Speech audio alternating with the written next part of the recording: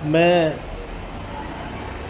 जनवरी 2023 में मुझे इसका प्रबंधक चुना था और जब से मैं स्कूल में काम कर रहा हूँ और मेहनत के साथ, बड़ी संघर्ष के साथ मैं इस स्कूल में मैं काम कर रहा हूँ। और काम करने का मेरा मकसद ये है, जो स्कूल से संबंधित क्षेत्र है उस क्षेत्र में इस स्कूल का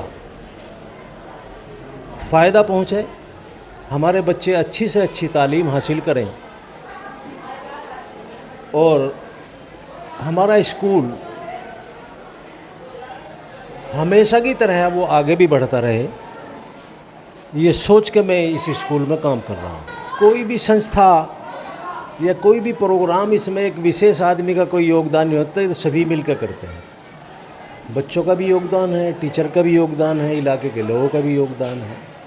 तो सभी ने लोगों ने मिलकर, ख़ासकर हमारा स्टाफ भी अच्छा स्टाफ है, मेहनत करके ये प्रोग्राम कामयाब करने की कोशिश की और वो ऐसा मुझे महसूस हो रहा है प्रोग्राम को देख के, हमारा प्रोग्राम बहुत कामयाब हुआ। जो इलाके के लोग हैं, इलाके से हटके भी, असल में अब मैं थोड़ा सा आपको पीछे से बता दूं, ये स्कूल 1981 में मौलाना मोहम्मद लतीफ़ साहब की एक टीम थी, हमारे बुज़ुर्ग थे वे, उन्होंने एक स्कूल की नींव रखी थी, वो तेवड़ा मदरसे के बराबर में रखी थी। वहाँ ज़मीन खरीद दी थी, लेकिन वहाँ ज़मीन कम होने के कारण और वो थोड़ा गांव के अंदर था, उस वहाँ से वो ज़मीन बेच के यहाँ की ज़मीन खरीद दी और वो इस जंगल में स्कूल कायम किया।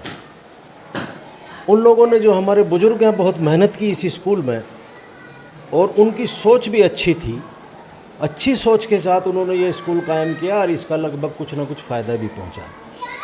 तो अब किसी भी काम को चलाने के लिए थोड़ी बहुत परेशानी आती है, लेकिन कोई इतनी बड़ी परेशानी नहीं है। रहा इलाके के सहयोग की बात, मैं जनवरी में जब मैं यहाँ प्रबंधक बना तो यहाँ साइंस की लैब के लिए 3 कमरों की ज़रूरत थी। तो मैंने इसकी शुरुआत की और मैंने दिल्ली भी गया मैं और इलाके, इधर उधर इलाके में भी गया। मुझे किसी ने पैसे देने से या स्कूल की मदद करने से किसी ने कोई मना नहीं किया और लोगों के पैसे इकट्ठे करके, इलाके से ही पैसे इकट्ठे करके हम लोगों ने 2 कमरे लगभग अभी अनकम्प्लीट हैं, लिपाई नहीं हुई, वो तैयार भी हो गए। और इसके बाद चूँकि हमें लैब के लिए 3 कमरों की ज़रूरत थी, हमने, हमारे एक ज़िला पंचायत मेंबर हैं पिमोड़े के, शाहनजर साहब, हम उसके पास गए, उनसे हमने कहा भाई आप हमारे एक स्कूल में कमरा बनाएं। तो उन्होंने हमसे आश्वासन दिया था, मौका मिलते ही मैं आपके स्कूल में एक कमरा बनाऊंगा। और वो आज यहाँ हाजिर थे, वो आए भी थे। उस कमरे की, तीसरे कमरे की वे नींव रखे गए हैं। तो 4-5 महीने में इंशाअल्लाह, अल्लाह ने चाहा, जो लैब के लिए हमें 3 कमरों की ज़रूरत है, वो हमारे 3 कमरे कंप्लीट हो जाएंगे। और इलाके का पूरा सहयोग मिल रहा है।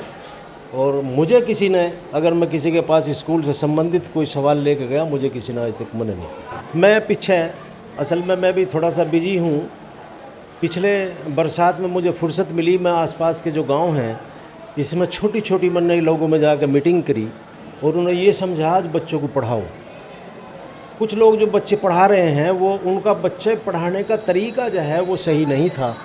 मैंने उन्हें सही तरीका बताया। जब तक जो बच्चों के जो गार्जियन हैं, जो परिवार के लोग हैं, अगर बच्चों को कामयाब करने में उनका इंटरेस्ट नहीं होगा, अकेला स्कूल इसमें कुछ नहीं कर सकता। तो मैंने लोगों को समझाया और उसका मुझे रिज़ल्ट ये मिला कि 80% लोगों की बात समझ में आई और उनका तरीका बच्चों को पढ़ाने का, बच्चों को कामयाब करने का थोड़ा बदलाव आया है। मुझे उम्मीद है, और अगर इसमें साल 6 महीने इलाके में काम करा जाए तो हम पूर्ण रूप से सफल होंगे। मैं ये जो 15 अगस्त या 26 जनवरी जो ये मैं अपने दिमाग से इसे एक त्यौहार के रूप में मानता हूँ। इसलिए मुल्क को आज़ाद कराने के लिए हमारे जो बुज़ुर्ग, जो बड़े थे, उन्होंने बहुत संघर्ष किया है, बड़ी अपनी जान की कुर्बानी दी है। तो जिस चीज़ में हमारी जान की और माल की कुर्बानी हुई, तो वो एक सबसे बड़ा त्यौहार हमारा होता है।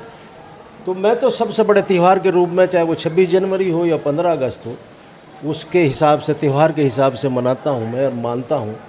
और उसमें स्कूल में भी मैंने जो बच्चे हैं, इसके लिए जागरूक करा उन बच्चों को कि ये हमारा एक बहुत बड़ा त्यौहार है, हमारा हिंदुस्तान हमारा मुल्क है, इसकी वफादारी हमारे मुल्क के साथ है।